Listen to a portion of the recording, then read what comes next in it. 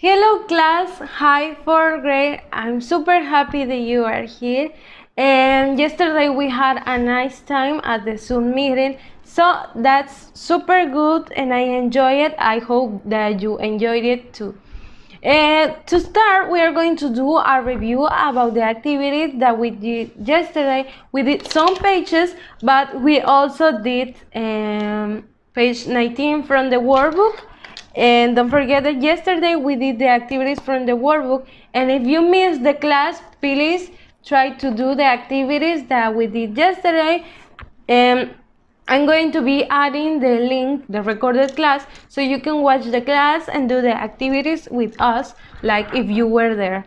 So, I was telling you that we did activities from page 19, and we did some activities about how often he have guitar lessons, and we learned to answer with time expressions. We've been practicing time expressions, like in this example we have once a week, twice a day, every Friday, on Sundays, once a month, every summer. There are some other words that we can use to express, to talk about the time when we did those activities, some activities. But we did this chart about the information of Laura's, her schedule, like this unit is called our schedule. We did some activities about Laura's schedule. So we answered these activities using time expressions every day, twice a day, twice a week, and we also made questions with how often. So and now we're going to go to the things that we are going to do today, and we are going to review about the sequence connectors. We learned sequence connectors when we were using the students book, remember? So I'm going to show you examples about this. The last time I showed you two examples that I wrote that were written by me, and I wrote them, and they were about my morning routine and my night routine. So this time I'm going to show you some other examples so you can see in which other ways you can use them. And the first example is this one, and it says we use the sequence connectors to order events. Don't forget that it's super important. And we have another rule in the book, and it says that the first one that we always need to use is of first at the beginning, first. And the last one needs to be finally, okay? Always. You can write it in the middle, you can write first at the end, because it doesn't make sense, okay? So you have a large list of sequence connectors, but we have next, then after that, what others do you remember? We have, yes. So we can use it, we can change the places between next, then after that, you can write it in different orders, but always first needs to be at the beginning and finally at the end. So the first example says, first, I woke up.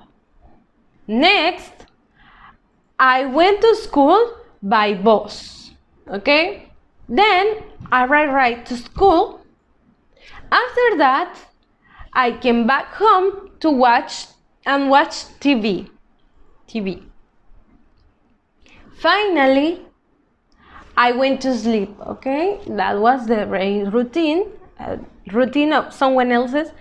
And yes, I told you also that we can use sequence connectors when you are going to say steps about preparing food, about preparing something, like in this case, how to make a cup of tea.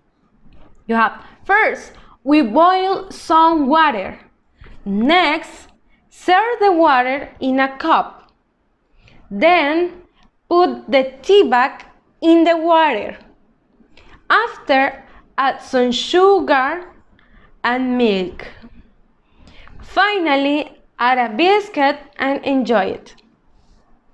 and that's it. Okay, you needed to use them in the correct order by writing first, next, then after that, and finally to say a correct order. Imagine if we didn't write the correct sequence connector. If we didn't use sequence connectors, we couldn't do this cup of tea like it should be made. So we need those sequence connectors because it's super important that in some cases we mention the order that some things need to be mentioned. So, and now we're going to go super fast to the activities from the workbook, and we have them on page 21 and page 22. We have these activities, and page 21 first, we have activity 17, and it says, look at the advertisement. Read and circle T for true and F for false, and it says advertisement. Okay, you're going to read this, look attention to it, and then you're going to write to circle T for true and F for false. It's simple. And activity 18 says, complete the sentences, use the words from the box, and you have a box and it says catch, company, slogan, and tune. You can find these words on the internet or use your dictionary if you don't understand their meaning, if you don't know when to use them. But reading this is going to help you. You need to read this and pay attention to it so you can have an idea of what word you are going to write. When you finish, we can go to page 22 and we have 3 more activities. Activity 19 says, read the text in the student's book and complete the sentences. So you're going to open your student's book and you need to find the text that it's called Do You Really Believe It? That's the name. Yes, so you're going to read it, and based on that, you are going to do the next activities. So it says, complete the sentences, write your answers. You have actions, beliefs, connection, and luck. You are going to complete this information with the text, with the words from the box. And you're going to write your answers because this has a question and you need to answer it. So, when you finish, you can go to the next activity, and it's activity 20, and the instruction says, look at page 23 of the student's book, write GL for good luck and VL for bad luck.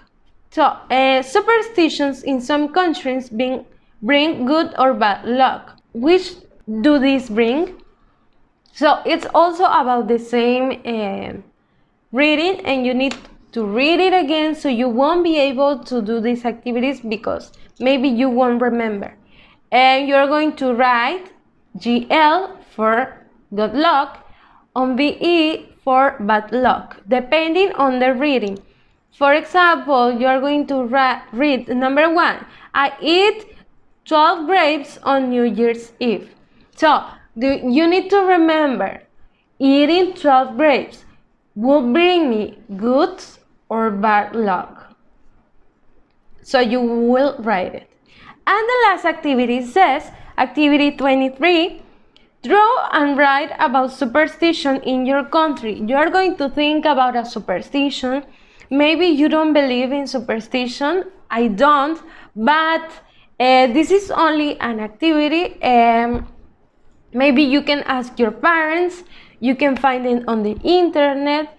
Think about someone, like maybe taking your suitcase and walking around the street. So some people say that it will bring you good luck, so the next year you are going to travel, something like that. So you're going to find out about some of these superstitions, maybe about bad luck, like breaking a mirror, or maybe about good luck, like you should or shouldn't. So you're going to circle you should or you shouldn't. For example, break a mirror. It brings bad luck in this case, and you are going to draw, like for example, a broken mirror, and that's it.